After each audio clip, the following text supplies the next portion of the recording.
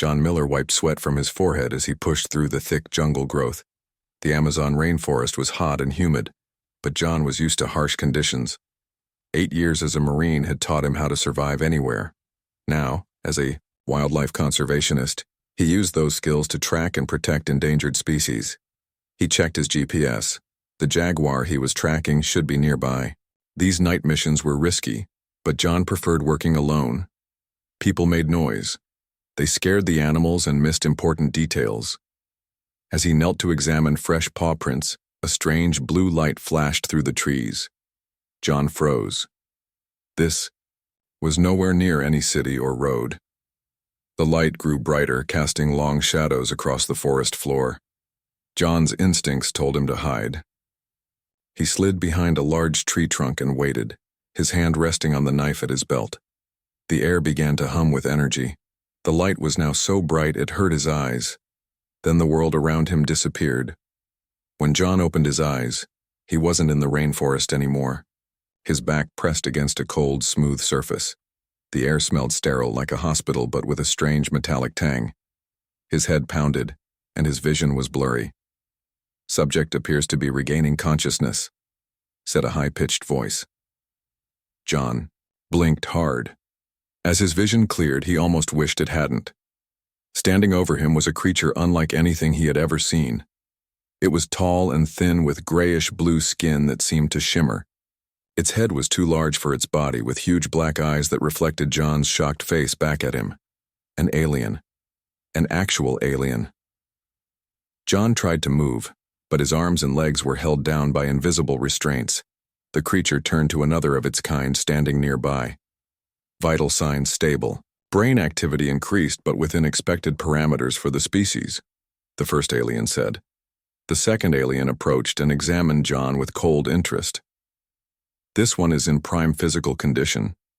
Commander Vexna will be pleased with this specimen." The two aliens continued discussing him as if he were nothing more than an interesting insect.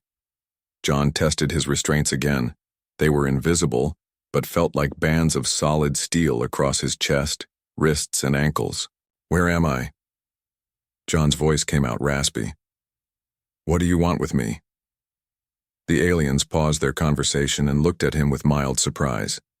"It speaks in audible frequencies," the second alien noted. "How primitive." The first alien leaned closer to John. Its face showed no expression that John could recognize. "You are aboard the research vessel Krathar," it said. "I am Chief Scientist Zondal. You have been selected as a test subject for our behavioral studies." "Test subject?" John repeated. He kept his voice calm despite the fear crawling up his spine. "Stay focused. Gather information.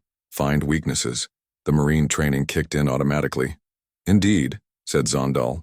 "The Zorek Collective has been studying various species across your galaxy. Your kind shows some interesting potential, despite your physical limitations." The restraints suddenly released. Before John could move, a field of blue energy surrounded him, lifting him off the examination table. He floated helplessly as the aliens guided him out of the room and down a long corridor. The walls were a smooth, pale material that glowed softly. Through what looked like glass panels, John could see into other rooms. Each one held different creatures. Some looked almost like animals from Earth. Others were completely alien. "What kind of tests?" John asked, trying to keep the aliens talking. "Survival dynamics," replied Zondal.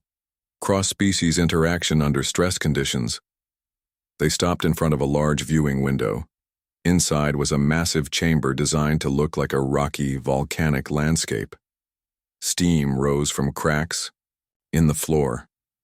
Pools of bubbling liquid dotted the terrain, and there, moving among the rocks, were 3 enormous creatures that made John's breath catch in his throat. Dragons. They looked exactly like dragons from Earth legends. One was deep red with scales that gleamed like rubies. It was the largest, nearly the size of a bus. Another was electric blue, smaller but moving with quick, darting motions. The third was emerald green, with a long, sinuous neck. As John watched, The red dragon opened its mouth and breathed a stream of actual fire across one of the rock formations, heating it until it glowed. The Draconis species, Zondal explained. Highly territorial predators from the Arcturus system. Fascinating biological weapon systems. We've been studying their pack dynamics. The second alien made a sound that might have been laughter. And now we'll see how a human specimen fares against them. John's blood went cold. You're putting me in there? With them? Commander Vexna's orders, said Zondal. The previous, human specimens did not survive long enough to provide useful data. Previous specimens. Other humans. John's fear turned to anger. How many? He demanded. How many people have you taken? The aliens ignored his question as a third Zorak approached. This one wore some kind of metallic armor over its thin frame. Is this the new specimen? The newcomer asked. Its voice was deeper than the others. Yes, Commander Vexna, said Zondal with a slight bow. A prime example of the species. Commander Vexna studied John with cold eyes. It looks unremarkable, but the previous ones showed unexpected resourcefulness before they were eliminated. Perhaps this one will last long enough to provide meaningful data. John met the commander's gaze. You're making a mistake. Vexna's head tilted slightly. Oh? And why is that, human? Because I'm not just any human, John said quietly. I specialized in apex predator behavior for 8 years. Before that, I was a combat specialist in the most advanced military on my planet. For the first time, he saw something like uncertainty flicker in the alien's eyes. And you just put me exactly where I'm most dangerous, John continued. With animals everyone else is afraid of. Vexna stared at him for a long moment, then made that strange laughing sound. Your confidence is misplaced, human. The Draconis have killed every creature we've placed with them. Your primitive skills will make no difference. The commander nodded to the other Zorak. Proceed with the experiment. The blue energy field carried John toward a small door at the side of the habitat. Zondal operated a control panel, and the door slid open. We will be monitoring your vital signs, the scientist said. Try to provide useful data before your termination. The energy field disappeared, and John fell forward into the habitat. The door slid shut behind him with a final sounding click. The air was hot and sulfurous. John quickly moved behind a large rock formation, scanning his surroundings. The enclosure was bigger than it had looked from outside, maybe the size of a football field. Cameras were positioned at various points along the walls. A deep, rumbling growl made the ground vibrate beneath his feet. John turned slowly. 20 yards away, the red dragon had risen to its full height, its yellow eyes fixed on him with predatory focus. The blue and green dragons were moving in from different directions, surrounding him. Instead of running, John stood his ground. He squared his shoulders and stared directly back at the red dragon. His mind raced through everything he knew about predator behavior, dominance displays, and survival. The dragons thought they were facing prey. The aliens thought they were watching entertainment. Neither knew what John Miller really was. He took a deep breath as the red dragon moved closer, its massive jaws opening to reveal rows of gleaming teeth. The real monster had just entered the game. The red dragon moved closer to John, each step shaking the ground. Its hot breath smelled like sulfur and ash. Behind him, John could hear the other 2 dragons approaching. John did not run. He did not show fear. Instead, he kept his body perfectly, still, and maintained eye contact with the red dragon. In his years of working with Earth's most dangerous predators, he had learned one important rule: never act like prey. The massive red dragon stopped just 10 feet away from John. It lowered its head, nostrils flaring as it took in his scent. John knew this was the critical moment. Most people would panic now. They would run or scream or make sudden movements, and they would die. John slowly raised his hand, palm outward, and spoke in a calm, firm voice. Easy now. I'm not your enemy. The dragon tilted its head, clearly confused by John's behavior. Prey wasn't supposed to stand its ground. Prey wasn't supposed to look predators in the eye. Through a viewing window high above the habitat, Commander Vexna watched with narrowed eyes. Interesting. The human isn't running. Perhaps it's frozen with fear, said Zondal. No, said Vexna. Look at its posture. It's deliberately making itself appear larger. This is a dominance display. The blue dragon, smaller but quicker than the red one, darted forward with a hiss. It circled around John, sparks of electricity crackling between its teeth. John turned slowly, keeping his movements smooth and controlled. I see all of you, John said evenly. I respect all of you, but I won't be easy prey. The green dragon, which had been hanging back, now approached. Its scales were a deep emerald color, and an acidic liquid dripped from its jaws, sizzling where it hit the rocky ground. John was now surrounded by all three dragons. He kept his breathing steady. Sweat ran down his back, but he showed no sign of panic. His eyes constantly moved, tracking each dragon's position while never fully turning his back on any of them. What is it doing? Asked one of the Zorek scientists. The human is establishing itself as a non-threat, while simultaneously refusing to behave as prey, Vexna replied. An interesting strategy, but ultimately futile. The Draconis will attack soon. They must feed. Inside the habitat, John noticed a change in the dragon's behavior. The initial aggressive approach had slowed. They were now watching him with what appeared to be curiosity rather than pure predatory intent. The red dragon, clearly the alpha of the group, made a rumbling sound deep in its throat. To John's surprise, the other two dragons backed away slightly. He had witnessed similar behavior in wolf packs and lion prides. The leader was asserting its right to determine what happened to this strange new creature in their territory. John remained motionless as the red dragon brought its massive head down to his level. Its yellow eyes, with vertical slits like a cat's, studied him intently. Each breath from its nostrils was hot enough to make John's skin feel sunburned. Very slowly, John turned his palm downward and lowered his hand. It was a universal sign of deference among many Earth predators, not submission but respect. He was acknowledging the dragon's position without surrendering to it. The red dragon blinked. Then, to John's amazement, it pulled back slightly and made a different sound, less of a growl and more of a questioning rumble. They're communicating, said Zondal, leaning closer to the observation window. How is this possible? The previous, human specimens were attacked immediately. This one is different, Vexna said. It understands predator behavior, increased the room temperature by 20 degrees. Let's see how it handles environmental stress. Almost immediately, John felt the air in the habitat grow hotter. The rocky ground beneath his feet began to heat up. The dragons seemed unbothered by the change. They were clearly adapted to extreme heat, but John wasn't. He needed to find shelter before his boots started to melt. The red dragon made another sound and turned away from John, moving toward a cluster of large rocks. The blue and green dragons followed. John stood his ground for another moment, then cautiously began moving in a different direction, toward a rocky overhang that might provide some shade. As he walked, keeping his movements deliberate and calm, he took the opportunity to properly survey his prison. The enclosure was designed to mimic a volcanic environment, with bubbling pools of liquid that might be meant to represent lava. The walls were at least 30 feet high and appeared to be made of the same smooth material as the rest of the ship. John spotted several cameras and what looked like small maintenance hatches around the perimeter. He also noticed vents where air and presumably the heat were being pumped in. All useful information for later.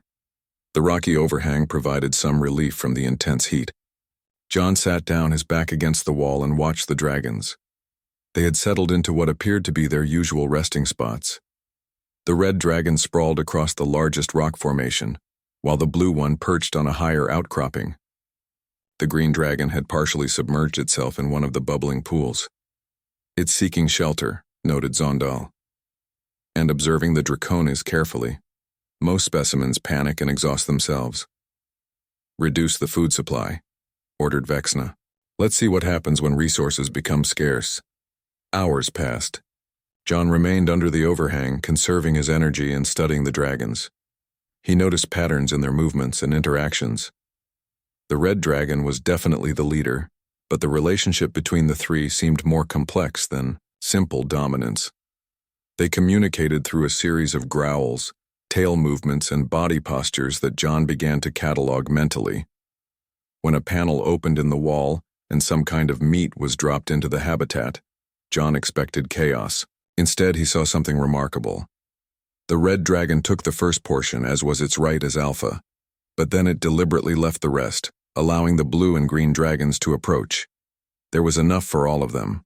But the next time food arrived many hours later, there was noticeably less. The dragons grew agitated. The blue and green dragons snarled at each other, electricity crackling around the blue one's jaws. John watched carefully. This was the Zorek's plan: to force conflict through resource scarcity. Classic divide and conquer.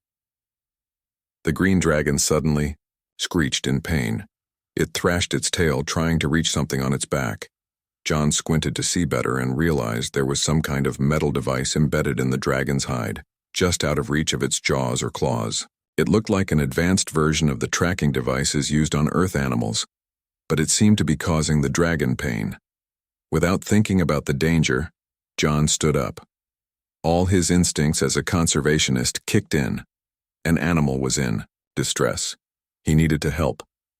The Zorek scientists watched in disbelief as the human walked directly toward the green dragon. "What is it doing?" Zondal gasped. "It's going to be killed." Vexna leaned forward, eyes narrowed with interest. Perhaps we're about to learn something new about both species." John approached the green dragon slowly, hands visible, speaking in a low, soothing voice. "I can help you. That thing is hurting you. I can remove it."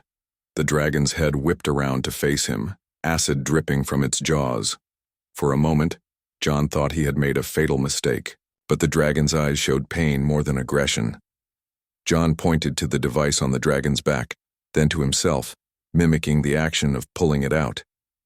To his surprise, after a tense moment, the green dragon lowered its head and turned, slightly, exposing the area with the device. With careful hands, John reached out and quickly extracted the cruel tracking implement. The dragon immediately relaxed, the pain gone. From their observation post, the Zorek watched in stunned silence. "Did it just help the Draconis?" Zondal asked. Vexna's expression was unreadable. "Yes, and the Draconis let it. This experiment has just become much more interesting." 2 weeks passed in the habitat. John had settled into a routine with the dragons. He called the red one Ruby, the blue one Spark, and the green one Acid. The names helped him think of them as individuals rather than just dangerous creatures. After he had helped remove the painful device from Acid's back, the dragon's attitude toward him had changed. They didn't treat him as prey anymore. They didn't exactly treat him as one of their own either, but there was a careful truce between them. John spent his days observing the dragons and looking for weaknesses in the habitat. At night, or what, passed for night when the Zorek dimmed the lights, he slept in a small cave he had found. The dragons kept to their own territories during rest periods. Ruby, the largest dragon, was clearly the leader. John noticed that the massive red dragon was also the oldest, with scars across its scales that told stories of many battles. Spark was younger and more playful, often practicing its electric abilities on small rocks, making them explode in showers of sparks. Acid was the most cautious of the three, but since John had helped it, the green dragon often watched him with what seemed like curiosity. John had started drawing pictures in the dirt to communicate with the dragons. Simple things at first: food, water, danger. To his surprise, the dragons understood. Ruby would even scratch marks in the ground with its claws in response. It wasn't a language exactly, but it was communication. One day, John drew a picture of the 3 dragons and himself standing together, with stick figures of the Zorek on the other side. Ruby stared at the drawing for a long time, then used a claw to draw a line between the 2 groups. John nodded. The message was clear. Us versus them. The Zorek were growing frustrated. Commander Vexna paced in front of the observation window, watching John share his daily food ration with Acid, who was looking thinner than the others. "This is not providing the data we expected," Vexna said angrily. "The human should have been eliminated by now, or at least fighting for dominance." Dr. Kilra, a Zorek scientist who had recently joined the observation team, studied John with interest. Unlike the others, she seemed more curious than annoyed by the unexpected developments. "Perhaps we should consider that our assumptions about human behavior were incorrect," she suggested. "This specimen appears to be building a cooperative relationship rather than a competitive one." Vexna made a dismissive gesture. "Cooperation is weakness. It goes against natural order. Predators compete. They don't cooperate." "Yet many predator species on multiple worlds do form cooperative groups," Kilra pointed out. "Wolves on Earth, for example, or the hunting packs of the Centauri system." "Increase the environmental hazards," Vexna ordered, ignoring her comment. "More heat, less food, and activate the ground tremors." Soon after, John felt the floor of the habitat begin to shake. Small at first, then stronger. The dragons became agitated, spreading their wings for balance. A crack opened in the ground near John's cave and hot steam burst out. John quickly moved away from the danger. He spotted Ruby on a high rock, watching the situation. John pointed to higher ground, trying to communicate that they should all move up.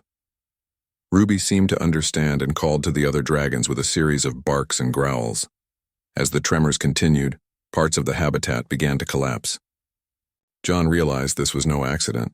The Zorek were deliberately making things worse to force conflict. He needed to find a way out, and soon.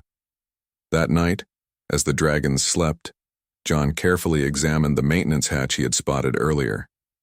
It was small, designed for the thin Zorek technicians to access systems within the habitat walls. But John thought he might be able to fit through it. The panel was secured with some kind of electronic lock. John had been watching the technicians who occasionally came to service the habitat systems. They used a small device on their wrists to open these hatches. As he studied the lock, John heard a soft sound behind him. He turned to find Acid watching him. The green dragon approached slowly and examined the hatch. Then, to John's surprise, Acid opened its mouth slightly and let a small amount of its acid drip onto the lock mechanism. The metal sizzled and began to melt. John stared at Acid in amazement. The dragon was helping him. "Thank you," John said, softly. The lock was damaged now, but not completely destroyed.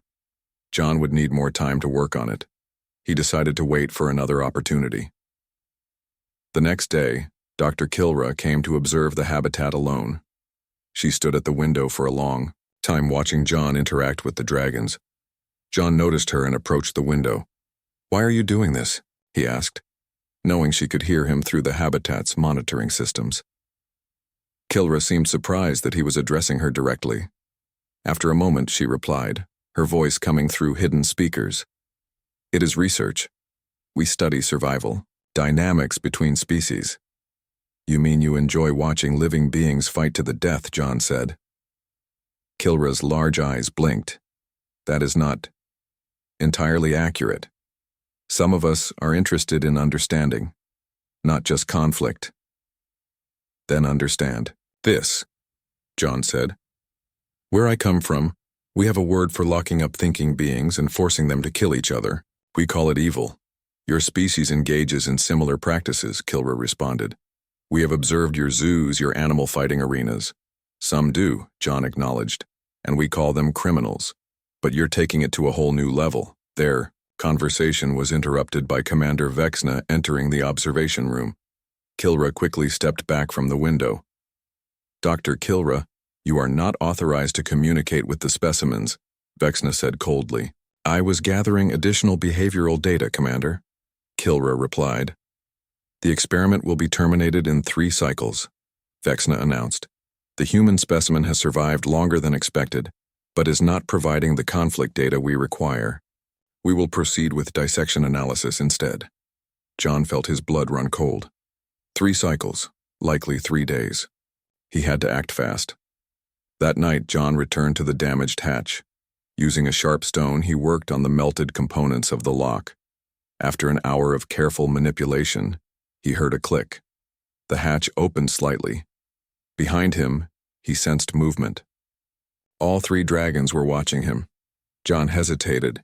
He could try to escape alone right now, but that would leave the dragons to be dissected by the Zorak. John made his decision. He closed the hatch and walked to the center of the habitat. Using a stick, he began to draw in the dirt. First, he drew the Zorak ship. Then he drew the dragons and himself outside the habitat. Finally, he drew the Zorak with X marks through them. Ruby came forward and studied the drawing. The massive dragon looked at John, then at the hatch, then back at John. There was intelligence in those yellow eyes, a clear understanding. Ruby scratched a new mark in the dirt, all four of them together, outside the habitat. John nodded. Yes, we escaped together or not at all. He had 3 days to plan how 4 prisoners, 1 human and 3 dragons, could overthrow an entire ship of technologically advanced aliens. From the observation room, Dr. Kilra watched the interaction with growing concern. Unlike her colleagues, she was beginning to understand just how dangerous their human specimen truly was. The next morning, John woke with a clear purpose. He had 2 days left before the Zorak would come for them. 2 days to prepare for escape. He began by carefully exploring every inch of the habitat, looking for anything useful. Ruby seemed to understand the urgency. The large red dragon followed John, occasionally nudging him toward certain areas of the habitat. John realized Ruby was showing him things he hadn't noticed before. Small vents, hidden cameras, weak points in the structure. "You've been planning this too, haven't you?" John said with a smile. Ruby made a low rumbling sound that John had come to recognize as agreement. While they worked, Spark and Acid kept watch, making sure to act normal whenever Zorak observers were present. The 4 had formed a team, each playing to their strengths. John's human intelligence and the dragon's power and knowledge of the habitat complemented each other perfectly. By midday, John had gathered several sharp rocks and pieces of metal that had fallen from damaged parts of the habitat. He hid these tools near the maintenance hatch. If they could get through that hatch, they would have access to the service tunnels that ran between the habitat walls. But there was a problem. The hatch was only big enough for John. The dragons were too large to fit through. As John sat contemplating this issue, Spark approached him. The blue dragon had been watching him work on the hatch. Spark made a series of clicking sounds, then pointed its snout toward the ceiling of the habitat. John looked up. High above them was a much larger access panel, likely used for bringing in big equipment or new specimens. It was at least 30 feet up the wall with no way to reach it from the ground. "Good eye, Spark," John said. "But how do we get up there?" Spark unfurled its wings and made a gentle flapping motion. John understood immediately. "You can fly us up there, but how do we open it? It's probably locked from the outside." Ruby came forward then and demonstrated by breathing a small stream of fire onto a rock, heating it until it glowed red. Between Spark's electricity, Ruby's fire, and Acid, we might be able to get through, John said, thinking aloud. But the moment we try, the Zorak will know what we're doing. They needed a distraction, something big enough to draw the Zorak's attention away from the monitoring systems. From the observation room, Dr. Kilra watched the group with growing concern. The human and dragons were clearly planning something. They moved with purpose, communicated frequently, and seemed to be working together toward a common goal. "Commander," she said carefully to Vexna, "I believe the human may be organizing the Draconis for some purpose." Vexna made a dismissive gesture. "Impossible. The Draconis are intelligent, but they cannot understand complex concepts from a different species. With respect, Commander, we may be underestimating both species," Kilra insisted. "Perhaps we should separate them before the termination procedure." "No," Vexna said firmly. "Let them interact. Any new behaviors will be documented before dissection. However, your concern is noted. Double the security monitoring." That evening, as the habitat lights dimmed, John gathered the dragons in the cave where he slept. Using drawings in the dirt, he outlined his plan. The Zorek would be expecting conflict, so they would give them what they wanted, but on their terms. The next morning, exactly 1 day before their scheduled termination, the plan went into action. John and Ruby appeared to get into a confrontation over food. Ruby roared and breathed fire into the air while John shouted and waved his arms. The display was convincing enough that several Zorek quickly gathered at the observation window. Finally, Commander Vexna said with satisfaction, "The natural order is asserting itself." While the Zorek focused on the apparent conflict, Spark and Acid quietly moved to the far side of the habitat. Using their combined abilities, they began working on one of the environmental control panels built into the wall. Acid carefully melted through the outer covering, while Spark sent controlled electrical pulses into the exposed wiring. Suddenly, alarms blared throughout the habitat. Emergency lights flashed red. The temperature regulation system had been compromised. "What's happening?" Vexna demanded. A technician worked frantically at a control panel. "The primary environmental controls are failing. Habitat temperature is rising rapidly." "Fix it immediately," Vexna ordered. "We need to send maintenance workers into the service tunnels," the technician said. As the Zorek scrambled to address the crisis, John gave a signal to Ruby. The massive dragon immediately stopped the fake confrontation and moved quickly to join Spark and Acid. Meanwhile, John ran to the maintenance hatch he had prepared earlier. With quick movements, John opened the hatch and slipped inside. The service tunnel was cramped but navigable. He moved quickly through the narrow passage, following the mental map he had created based on his observations of the ship's layout. After several minutes of crawling through the tunnel, John found what he was looking for, an access panel to the main control system for the large ceiling door in the habitat. Using the tools he had hidden in his clothing, John began working on the control panel. Back in the habitat, the dragons continued their sabotage of the environmental systems, creating more chaos and confusion for the Zorek. The temperature rose to dangerous levels. Steam vented from ruptured pipes. "The specimens are destroying the habitat," a technician shouted. "Where is the human?" Vexna suddenly asked, scanning the habitat. "I don't see it." Dr. Kilra realized what was happening first. The human has escaped into the maintenance tunnels. This was all a distraction. Vexna's eyes widened with anger. "Seal all access points. Send security teams to the habitat control sectors," but it was too late. In the service tunnel, John had successfully bypassed the security protocols on the ceiling door. With a loud mechanical groan, the massive panel in the habitat ceiling began to open. The dragons immediately looked up. Ruby roared a signal to the others. All 3 dragons spread their wings and launched themselves upward toward the opening. "Close that door," Vexna screamed.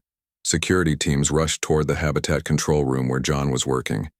He heard them coming but continued his work. Just a few more seconds. The door opened fully, just as the dragons reached it. They burst through into a larger chamber above the habitat, a loading area used for transferring large specimens. John quickly rewired the control panel to seal and lock the habitat door behind them, trapping some of the responding security teams inside. Then he crawled through the tunnels until he found another access point into the loading area. When he emerged, the 3 dragons were waiting for him. Ruby lowered its head in what seemed like a gesture of respect. "We made it," John said, breathing hard. "But this is just the beginning. Now we need to find a way off this ship." A door at the far end of the loading area burst open. Zorek security officers poured in, carrying what looked like energy weapons. "There they are," one shouted. "Contain all." "Them," John turned to his dragon allies. "Ready to show them what we can really do?" Ruby let out a deafening roar that shook the entire chamber. Spark's body crackled with blue electricity. Acid's mouth opened, green liquid dripping from its jaws, and John, standing before them all, smiled for the first time since his capture. The Zorek had thought him weak. They had thrown him into a cell with monsters. They were about to learn who the real monster was. "Let's go," John said quietly, and the 4 of them charged. The Zorek security officers fired their energy weapons. Beams of blue light flashed across the loading area. John ducked behind a metal container while the dragons scattered, moving with surprising speed for their size. Ruby roared and unleashed, a stream of fire that forced the officers to retreat behind the doorway. Spark leaped onto the ceiling, electricity crackling around its body, then released a burst of energy that short-circuited the lights. The room plunged into darkness, lit only by emergency lights and the glow of Ruby's fire. In the confusion, John moved quickly along the wall, looking for a control panel. He found one near the main doors and began working on it, using skills he had learned from watching the Zorak technicians. Acid sprayed its corrosive liquid at the weapons of two officers who had ventured back into the room. The metal sizzled and melted in their hands, forcing them to drop the useless equipment. "We need to find the ship's control center," John called to the dragons as he worked on the panel, "and we need to free any other prisoners they're holding." The panel came to life under John's fingers. A map of the ship appeared on the screen. John quickly memorized the layout, noting the location of the control center and what looked like detention areas. "This way," he said, pointing to a corridor that led deeper into the ship. Ruby charged the remaining officers, sending them fleeing. The four escapees burst through the doors into a wide corridor. Alarms blared throughout the ship. Red emergency lights flashed along the walls. "All security teams to level 4, a voice announced over the ship's communication system. "Escaped specimens. Extreme caution advised." John led his dragon allies through the corridors using the map he had memorized. They encountered small groups of Zorak along the way, but the sight of 3 angry dragons and a determined human sent most running for safety. They reached a large door marked with symbols John recognized as warnings.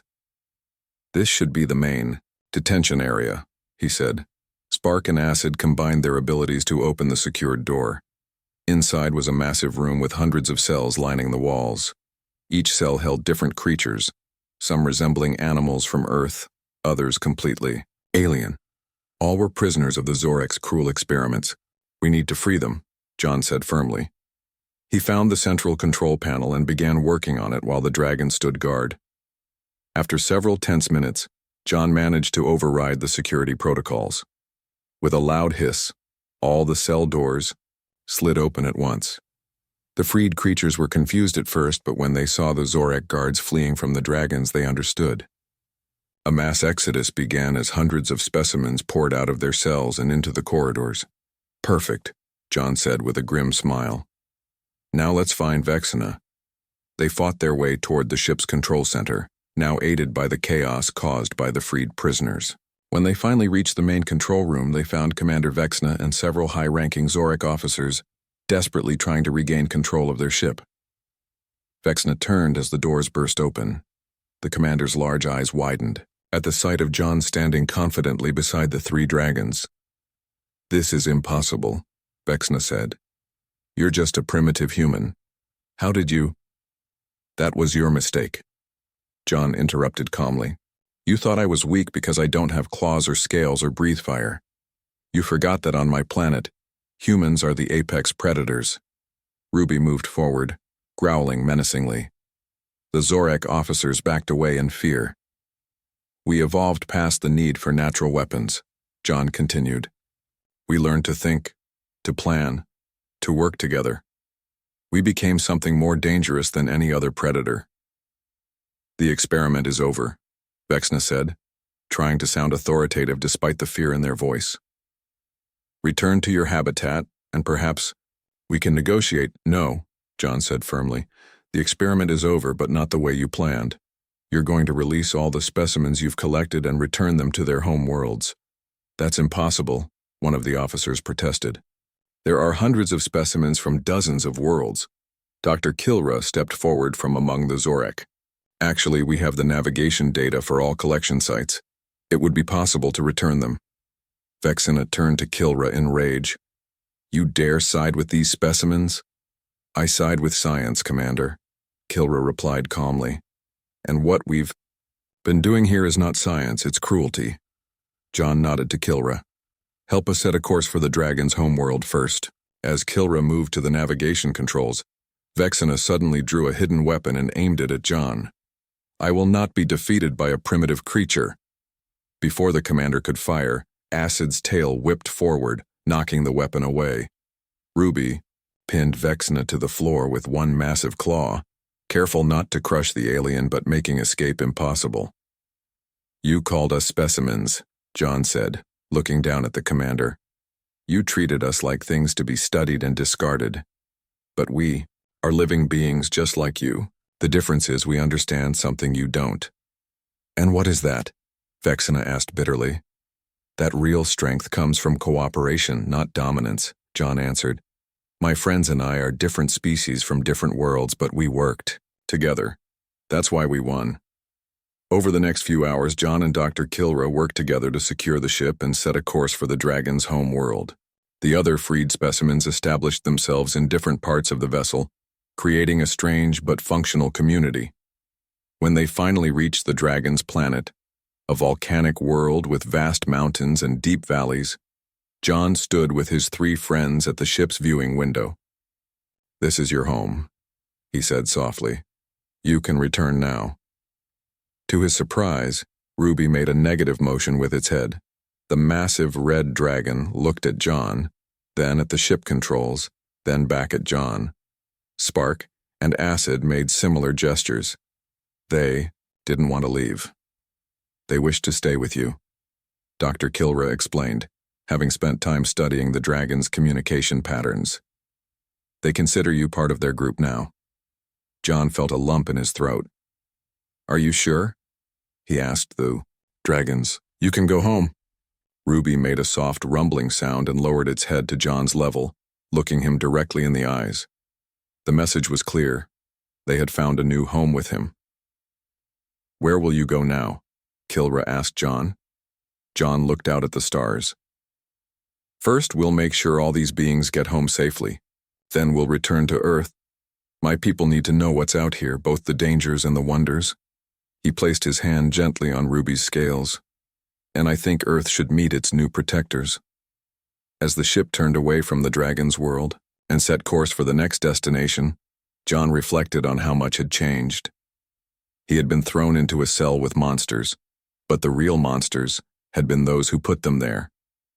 Now, he and his dragon friends were free, and the stars were open before them. The Zorak had made a crucial mistake. They had seen only what John lacked: claws, wings, fire.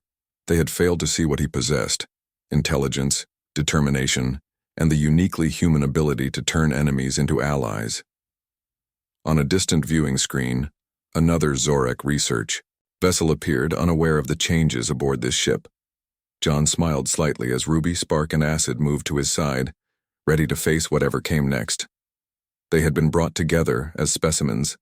They would go forward as family.